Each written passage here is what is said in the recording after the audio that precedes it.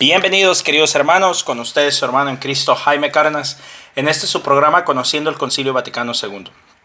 Porque la verdadera santidad comienza con un sí a Dios. Empezamos in nombre di Patri, et Filii, et Spiritus Sanctus. Amén. Pater noster, qui es in celis, sanctificetur nomen tuum, adveniat regnum tuum, fiat voluntas tua sicut in cielo et in terra. Panem nostrum quotidianum da nobis hodie, et dimiti nobis debita nostra, sicut en nos dimitibus debitoribus noster, et ne nos induscas in tentationem, se libera nos a malo. Amén. Ave Maria, gratia plena, Dominus tecum, benedicta tui mulieribus, et benedictus fructus ventris tui, Iesus. Sancta Maria, Mater Dei, ora pro nobis peccatoribus, nunc et in hora mortis noster. Amén. Espíritu Santo, ilumínanos y santifícanos. Nos cubrimos y nos sellamos con tu preciosa sangre, en nombre de Patri, et Filii, et Spiritus Sanctus. Amén. Pues bien, mis hermanos, me encuentro muy bendecido de estar con ustedes otra vez. Perdónenme, me puse una enfermada de las que ya no hay, anduve viajando y la verdad se me complicó bastante. Pero bueno, gloria al Señor, estamos de vuelta. Vamos a continuar. Recordemos que vamos en el Decreto Presbyterorum Ordinis, capítulo 2, sección 20. Hay que promover la justa remuneración de los presbíteros. Sección 20 decimos. Los presbíteros, entregados al servicio de Dios en el cumplimiento de la misión que se le ha confiado, son signos de recibir una justa remuneración, porque el obrero es digno de su salario. Lucas 17. Y el Señor ha ordenado a los que anuncian el Evangelio que vivan del Evangelio. Primera de Corintios 9:14. Por lo cual, cuando no se haya provisto de otra forma a la justa remuneración de los presbíteros, los mismos fieles tienen la obligación de cuidar que puedan procurarse los medios necesarios para vivir honesta y dignamente, ya que los presbíteros consagran su trabajo al bien de los fieles. Los obispos, por su parte, tienen el deber de avisar a los fieles sobre esta obligación y deben procurar bien cada uno para su diócesis, o mejor, varios en unión para el territorio común. Que se establezcan normas con que se provea la honesta sustentación de quienes desempeñan o han desempeñado alguna función para el servicio del pueblo de Dios. Pero la remuneración de cada uno ha de recibir, habida consideración de la naturaleza del cargo mismo y de las condiciones de lugares y de tiempos, sea fundamentalmente la misma para todos los que se hallen en las mismas circunstancias, sea digna de su condición y les permita además no solo proveer a la paga de las personas dedicadas al servicio de los presbíteros, sino también ayudar personalmente de algún modo a los necesitados, porque el ministerio para con los pobres lo ha apreciado muchísimo la Iglesia ya desde sus principios. Miren, mis hermanos, voy a tocar este tema ahorita por todo lo que estamos viendo aquí en Estados Unidos, y muchos están a favor de que se les dé todo gratis a los pobres, vaya, de bajos recursos por parte del gobierno, y otros no estamos de acuerdo con eso, y hay mucha división en este punto. La Iglesia siempre encarecidamente nos ha encargado que nos encarguemos de los pobres. Siempre. Nunca que yo sepa se nos ha dicho que nos fijemos a quién darle y a quién no, sino que nomás ayudemos al pobre, punto, por muy aparte de su condición porque esté ahí. Pero una cosa es ayudar y otra cosa es mantenerlos ahí. Y dice la Iglesia que a quienes corresponde ayudar a los pobres son a nosotros, no a los gobiernos. No es responsabilidad del gobierno estar manteniendo a esta gente toda la vida. No. Al pobre se le debe de ayudar. Pero no solamente se le ayuda dándole comida, dándole dinero, no. también se le ayuda ayudándolo a que se recupere, a que tenga mejores oportunidades, a que se levante de la vida que está. Entonces hay que entender la doctrina social de la iglesia en su profundidad para no solamente creer que tenemos que estar manteniéndolos toda la vida, ¿no? Además, los pobres, por duro que se oiga, en cierta manera tienen una misión en esta vida. No es que Dios los haga así, quiero dejar muy claro, no.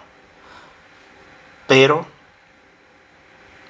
los pobres los necesitamos para nosotros hacer obras de misericordia, vestir al que no tiene, dar de comer al hambriento. Los necesitamos porque son camino de salvación para nosotros. No es responsabilidad del gobierno, y ahí es donde está el problema.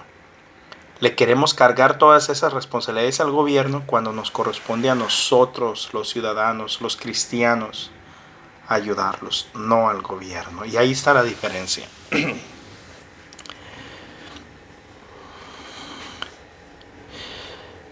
Esta remuneración además sea tal permitida a los presbíteros disfrutar de un tiempo debido y suficiente de vacaciones, cosa que los obispos deben procurar que puedan tener los presbíteros.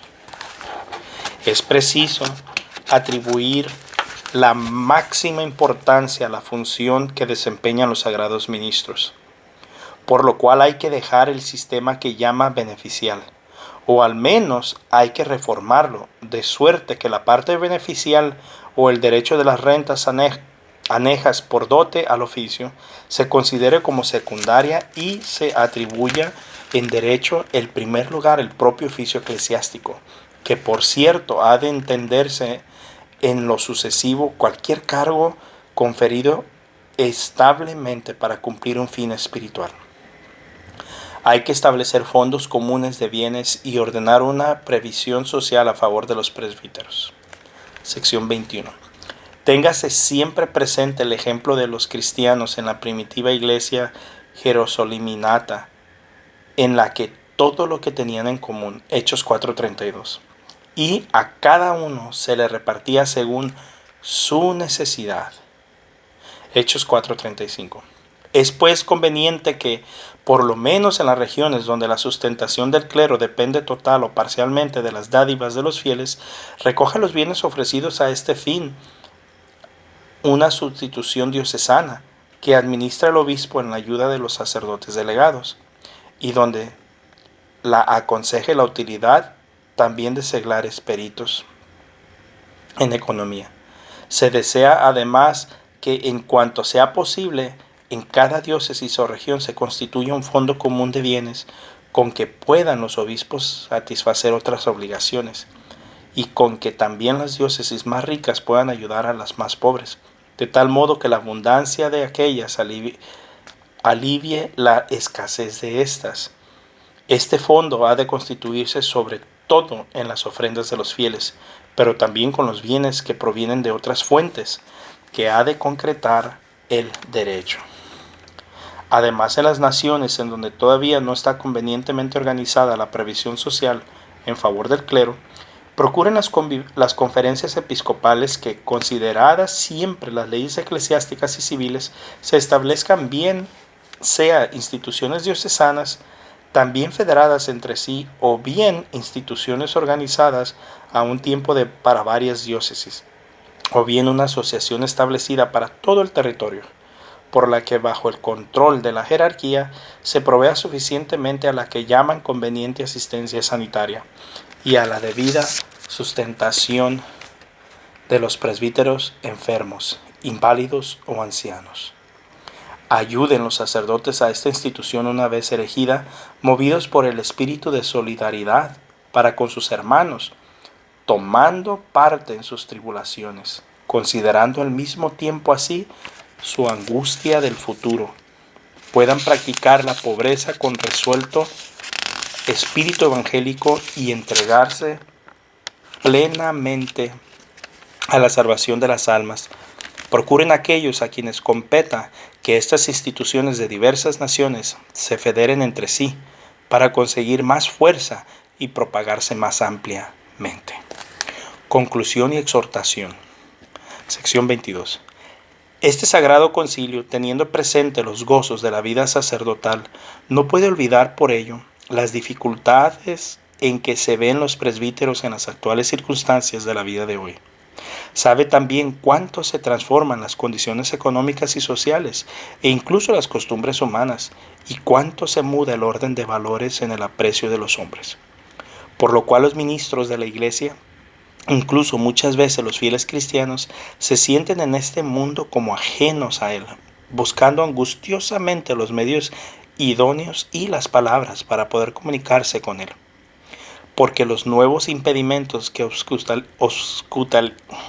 obstaculizan la fe, la aparente esterilidad de trabajo realizado y la acerba soledad que sienten, pueden ponerles en peligro de que decaigan sus ánimos.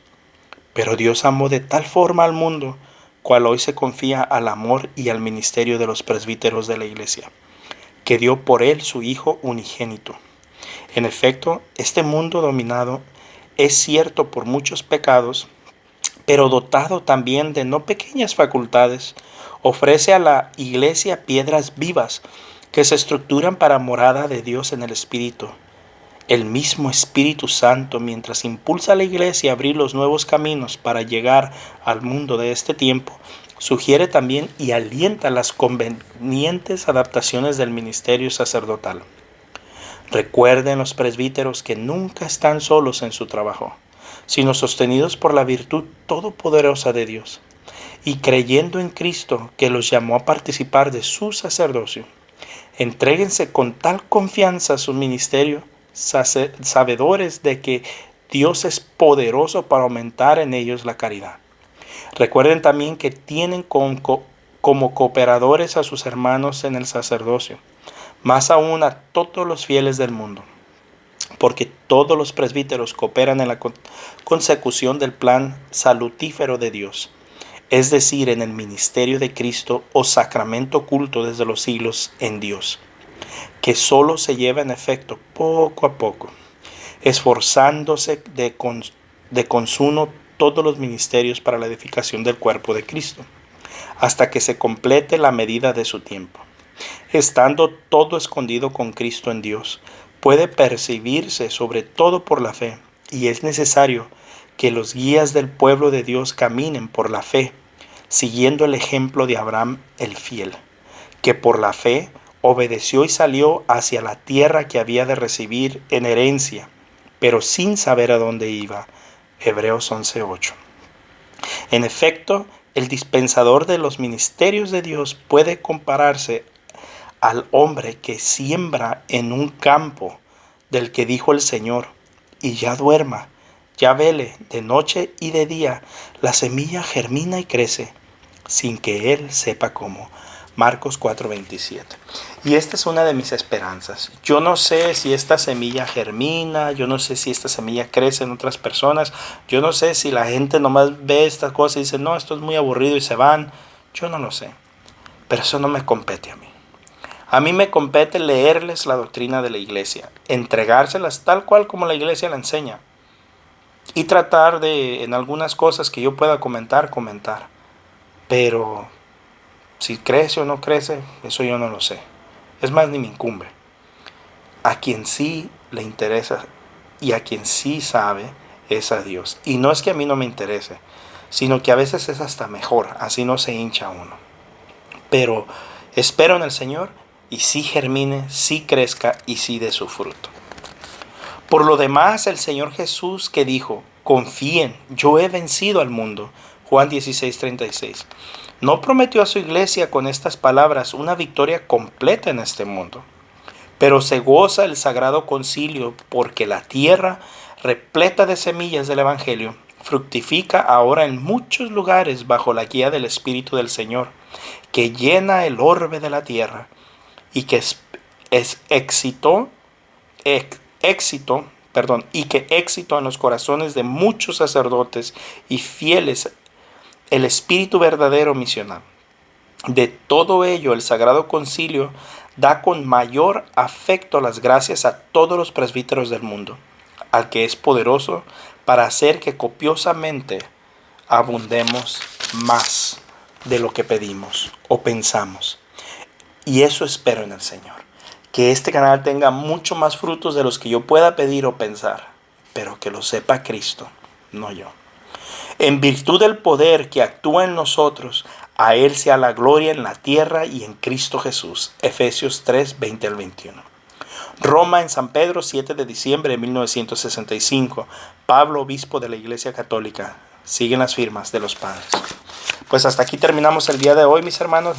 De verdad que le doy gloria al Señor por todo lo que nos toca leer y conocer de la doctrina de la Iglesia. Ya es muy poquito lo que nos falta del Concilio Vaticano II.